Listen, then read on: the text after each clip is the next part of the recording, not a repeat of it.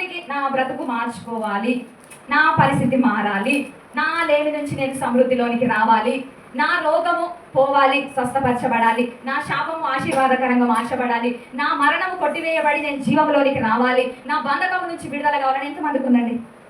దయచేసి అడుగుతున్నాను. మీ యొక్క బ్రతుకులు మారాలని ఎవరికైనా ఆశ కలిగి ఉన్నారా? నా బ్రతుకు నిజంగా మార్చాలని నేను ఆశపడుతున్నా. ఎందుకంటే ఈ జీవితంలోనే నేను చివరిదాకా ముగించడానికి వీల్లేదని అనుకుంటున్నా. నా జీవితాన్ని కొంచెం నేను మార్చుకోవాలని అనుకుంటున్నాను. ఆశ గల వాళ్ళు దయచేసి చేతులెత్తండి.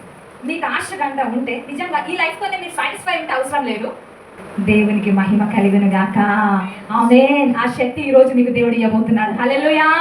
నీ బ్రతుకును మార్చుకునే శక్తి నీలోనే ఉంది, నీ పరిస్థితిని మార్చుకునే శక్తి నీలోనే ఉంది, నీ లేమిని సమృద్ధిగా మార్చుకునే శక్తి నీలోనే ఉంది, నీ రోగాన్ని స్వస్థత ఆరోగ్యముగా మార్చుకునే శక్తి నీలోనే ఉంది, నీ ప్రతి శాపాన్ని కొట్టివేసి నీవు మరి సమృద్ధిలోనికి ఆశీర్వాదంలోనికి నడిపించగల శక్తి నీలోనే ఉంది. చూద్దామండి, ఎఫెసీయులకు రాసిన పత్రిక 1వ అధ్యాయము 3వ వచనం చదువుతున్నాం ఒకసారి. అంటే ఆయన క్రీస్తునందు పరలోక విషయములలో ఆత్మ సంబంధమైన ప్రతి ఆశీర్వాదమును మనకు అనుగ్రహించెను. అంటే ఆల్రెడీ ఆత్మ సంబంధమైన వాటిలో మనం ఆల్రెడీ అన్ని ఏం పొందుకున్నాం? ఆశీర్వాదాలని పొందుకున్నాము. అయితే ప్రియ దేవుని బిడ్డలారా, మీకు ఒక క్వశ్చన్. మీరు ఆత్మలో ఉన్నారా, శరీరంలో ఉన్నారా? చెప్పండి. నూతన నిబంధనలో నడుస్తున్న మీరు ఆత్మలో ఉన్నారా, శరీరంలో ఉన్నారా? అయితే ఇది మీకోసమే. ఆమేన్. హల్లెలూయా. మీరు అందరూ ఆత్మలోనే ఉన్నారంటే దేవునికి మహిమ కలుగును గాక. అయితే ఈ వాగ్దానము మీ కొరకే. నిర్దోషులమై ఉండవలనని మునిపే ప్రేమ చేత ఆయన క్రీస్తులో మనలను ఏర్పరచుకున్నాడు. హల్లెలూయా. ఎప్పుడు ఏర్పరచుకున్నాడు బిడ్డ? నేను చెప్పు. నీకెవరు సువార్త చెప్పంగా అప్పుడు ఏర్పరచుకున్నాడు అనుకుంటున్నావా? నిన్ను ఈ జగత్తు పునాదు వేయబడక మునిపే నిన్ను ఆత్మలో ఆయన ఏర్పాటు చేసుకున్నాడు. అందుకే నువ్వు ఆత్మీయంగా నడవాలని ఆశపడుతూ ఆత్మలో నువ్వు నడుస్తున్నావు. హల్లెలూయా. చెప్పాలి మీరందరూ కూడా. దేవుడు నన్ను ఈ జగత్తు పునాది వేయబడక మునిపే నన్ను ఎన్నుకున్నాడు. ఆయన దయా సంకల్పం చొప్పున నన్ను ఏర్పాటు చేసుకున్నాడు.